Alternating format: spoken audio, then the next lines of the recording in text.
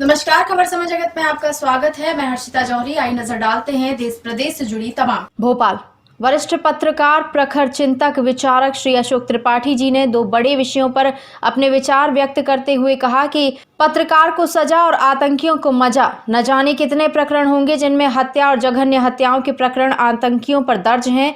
यह आतंकी खुलेआम घूम रहे हैं और दूसरी ओर एक बंद हो चुके प्रकरण में, और वह भी तब कोई व्यक्ति आतंकी नहीं है, कोई चोर उचक्का उठाईगिरी नहीं है, लेकिन सिर्फ चुभते हुए सवाल और चुभती हुई बातों को लेकर, क्योंकि संदेश उसका यही गया। वहीं दूसरी ओर आरिफ मकसूद के मामले में उन्होंने कहा कि चौंकाने वाली बात और आश्चर्यजनक बात यह है कि एक ऐसा अंतर्राष्ट्रीय सामाजिक विषय जिस पर देश के प्रधानमंत्री अपनी राय दे चुके हैं, उस पर प्रधानमंत्री की राय के प्रतिकूल एक धर्म विशेष के लोगों को एक बड़े समूह में इकट्ठा करना और प्रधानमंत्री जी की राय के विरुद्ध करना, यह राष्ट्रद्रोह की श्रेणी में आता है।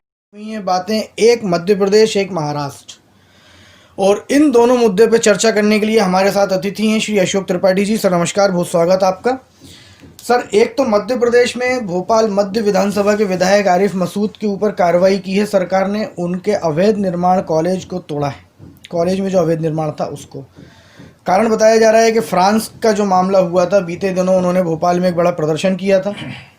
दूसरा एक मामला है अर्नब गोस्वामी को जिस तरह से गिरफ्तार किया गया है, 2 साल पुराना मामला जो बंद हो गया था, इसमें जहां तक सुनने में आ रहा है कानूनी प्रक्रिया भी पूरी नहीं की गई, क्योंकि कोई मामला यदि बंद हो जाता है तो मजिस्ट्रेट के आदेश की ज़रूरत होती है, तब वो ओपन होता है।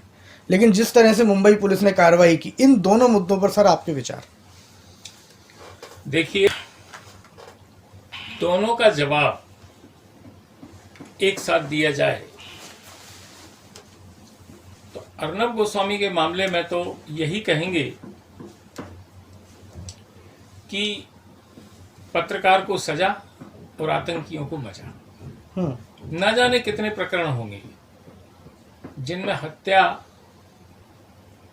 और जघन्य हत्याओं के प्रकरण आतंकियों पर दर्ज हैं, खुलेआम घूम रहे हैं। और दूसरी ओर एक बंद हो चुके प्रकरण में, और वह भी तब कि व्यक्ति कोई आतंकी नहीं, कोई चोर उचक्का उठाईगिरा नहीं, लेकिन सिर्फ चुभते हुए सवाल, चुभती हुई बातें, क्योंकि संदेश उसका यही गया। और चूंकि जनमत से बड़ा कुछ नहीं होता, जब सारा जनमत इस कार्रवाई की निंदा कर रहा है तो निश्चित रूप से कहीं ना कहीं चूक हुई है। अभी भी समय है उस चूक को ठीक करना चाहिए। रही बात भोपाल के प्रकरण या मध्य प्रदेश के प्रकरण की, तो चौंकाने वाली और आश्चर्यजनक बात तो यह है, और यह कानून व्यवस्था पर भी एक प्रश्न चिन्ह है।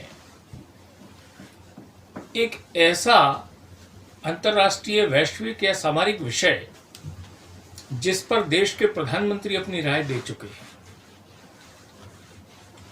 उस पर प्रधानमंत्री की राय के प्रतिकूल एक धर्म विशेष के लोगों को एक बड़े समूह में इकट्ठा करना और प्रधानमंत्री की राय के विरुद्ध करना, देश की राय होती, देश के चुने हुए नेता है, यह राष्ट्रद्रोह की श्रेणी में आता है। उस प्रदर्शन के दौरान आरिफ मसूद ने यह भी कहा है कि भारत के और प्रदेश के जो हिंदूवादी मंत्री हैं, जो फ्रांस सरकार का समर्थन कर रहे हैं, मैं उन्हें भी चेतावनी देता हूं कि अगर मुखालफत नहीं की गई, विरोध नहीं किया गया फ्रांस का, तो हम यहाँ भी ईंट से ईंट बजा देंगे। ये क्या मैसेज देना चाहते हैं?